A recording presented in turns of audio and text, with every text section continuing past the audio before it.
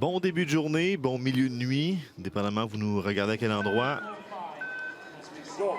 Voici le départ pour Nathan Clement, le Canadien, champion du monde en titre classe T1 contre la montre, un athlète de Vancouver, la région de Vancouver. Il est très fort, Nathan Clement. Il souffre de dystonie, donc son côté gauche est affecté par rapport à son côté droit, a beaucoup moins de sensations, un contrôle limité de son bras et de ses jambes, ou du moins de son bras et de sa jambe gauche. Mais un athlète extraordinaire qui a participé entre autres aux Jeux paralympiques de Rio en natation. S'est réorienté vers le vélo et aujourd'hui c'est un espoir sérieux de médaille pour le Canada. Voilà, Nathan Clement, dernière poussée pour le Canadien. Il est à la deuxième place dans sa ligne de mire et va remporter ça sera suffisant. La médaille d'argent. Nathan Clement, 1 minute 17, 58 derrière le Chinois. Vice-champion paralympique. Le Canadien Nathan Clement, médaillé d'argent derrière le Chinois Chen Yangxing et le Belge Tim Sellen. Accueillir les médaillés. Regardez le bonheur de Clement sur le podium. Nathan Clement. La canne dans les airs, bras dans les airs, superbe médaille d'argent. Il était allé aux Jeux de Rio à la natation paralympique, avait mis le sport de haut niveau de côté, puis a repris goût à la compétition lors d'un long périple à vélo entre Fernie et Vancouver, 1100 km à vélo. Il s'est dit, j'ai encore de l'énergie et le revoilà 4 ans plus tard sur le podium à Paris.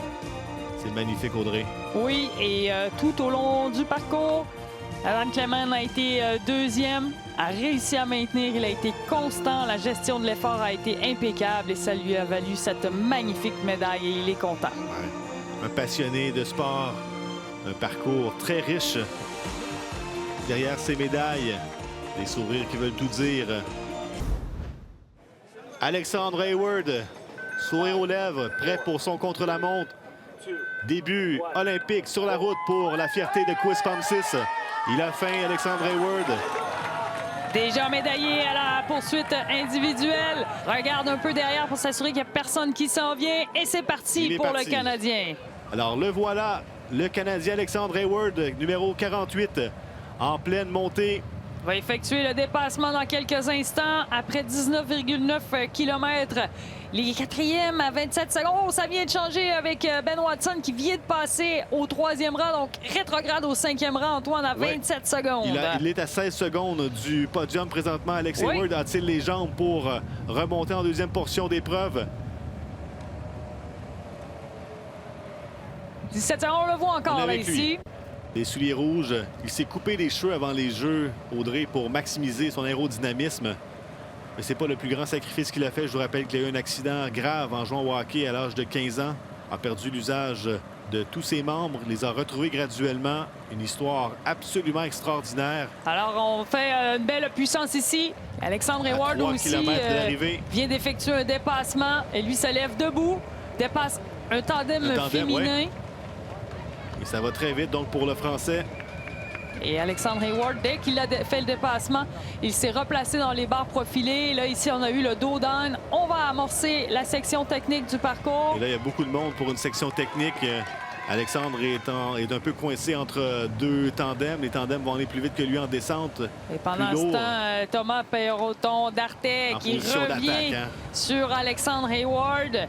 On est dans la courbe ici. Et là, il a un autre athlète devant lui. C'est un Britannique qui va tenter de dépasser. Il est sur un braquet assez musculaire, Alexandre Hayward, à la sortie du virage. C'est Jaco Vangas devant lui. Allez, Alexandre, il faut sortir du trafic. Il y a un tandem qui veut passer aussi derrière. Alors, il accélère. Et là, il doit s'accrocher au Français, le garder en ligne de mire, tenter de conserver l'écart qu'il a avec lui.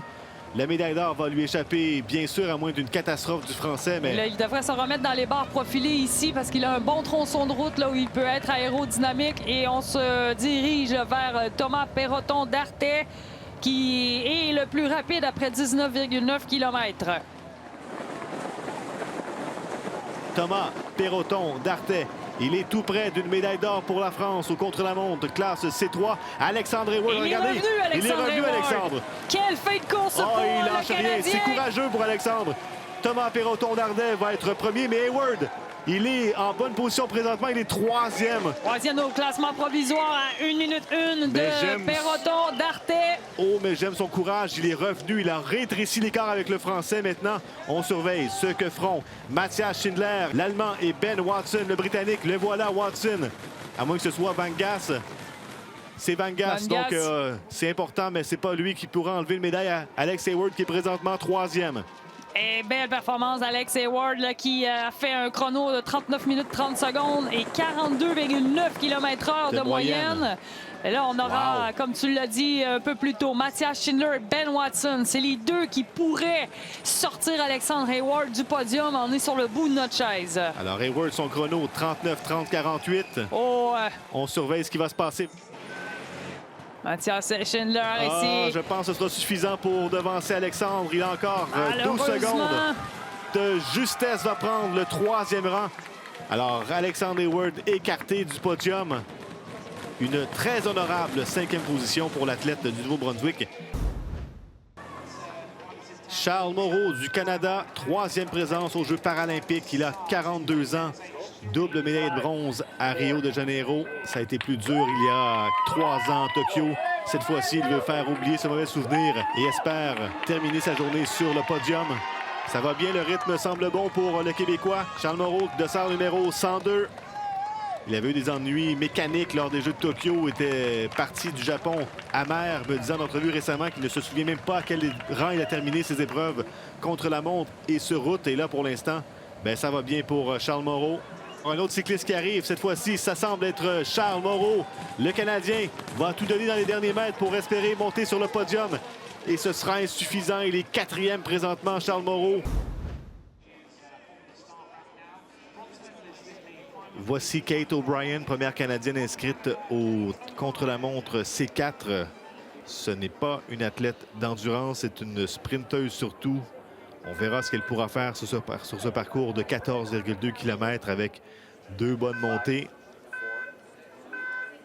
Elle n'est pas a priori une favorite pour le podium, mais on verra ce qu'elle a dans les jambes aujourd'hui. Et la voilà partie donc pour 14 km,2.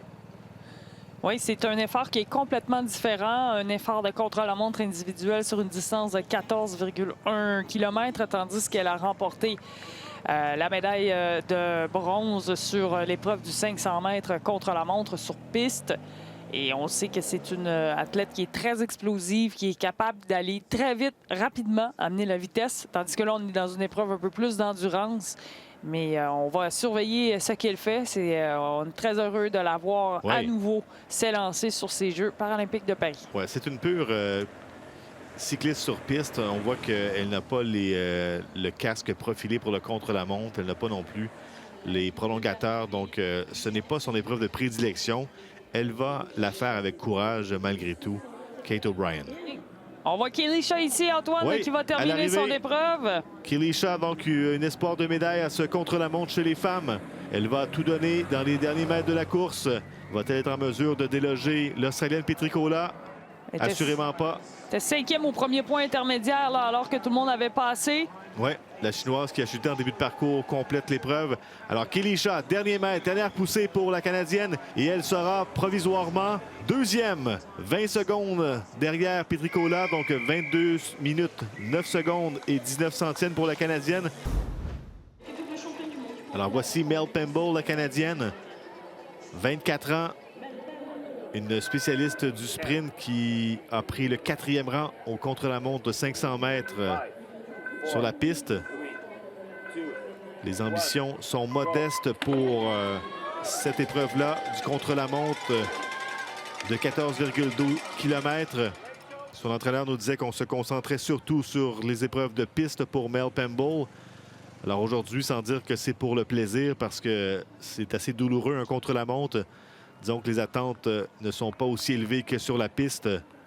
Mais elle va se battre, Mel Pemble. Elle va donner le tout pour le tout sur ce parcours sur route. Alors, Mel Pemble qui est sur le parcours présentement. Évidemment, elle a très bien fait sur la piste, terminant tout juste au pied du podium. Ouais, un peu mais record du monde, par contre. Il faut le mentionner, bien sûr. Donc, ces jeux, pour l'instant, sont réussis. Là, on est dans le bonus pour Mel Pemble. On ne l'attend pas sur le podium de ce contre-la-montre-là, mais elle va tout donner ce qu'elle a. L'Américaine Clara Brown va suivre et elle est première. Mel Pemble qui arrive également. Oui, Mel Pemble, un effort complet pour elle. On ne l'attendait pas sur le podium. Elle a livré une performance courageuse aujourd'hui. Ce n'est pas sa tasse de thé, les épreuves d'endurance. Et elle est présentement donc 4e provisoirement à 3 minutes de la tête, 3 minutes 7 de la tête.